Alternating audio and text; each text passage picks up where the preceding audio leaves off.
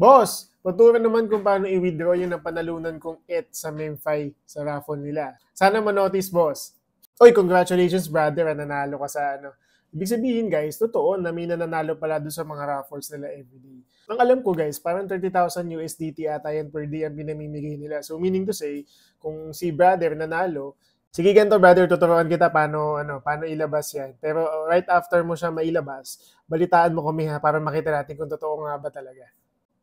So game, so punta ka ng MeFi mo, then click mo yung sa wallet, then click mo tong withdraw. Ayan, so dito maghahanap yan ng wallet address na dapat Linea Network. So mamaya punta tayo sa OKX or any other wallet, same na naman ang magiging process. Punta tayo ng OKX dyan, tapos click mo dito yung deposit. Click mo yung Ethereum, then hanapin mo dito yung Linea Network. After nyan, brother, ito, copy mo na itong wallet address. Tapos, i-paste mo na ngayon dito yan. So, kung ilan man na napanalunan mo, i-max mo ngayon yan. Then, i-click mo pala itong withdraw.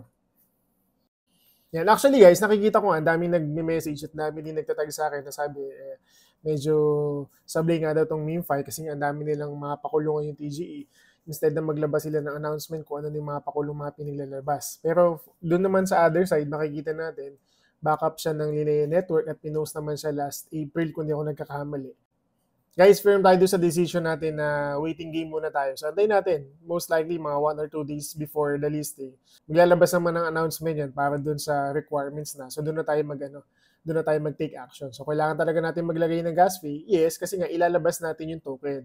So, kung papayag naman sila na lumabas muna yung value nung MemeFi, kung hindi naman siya worth, huwag na natin lagyan ng gas fee. Kasi most likely, yung $2 guys, nasa 100 pesos din yun. So, sayang.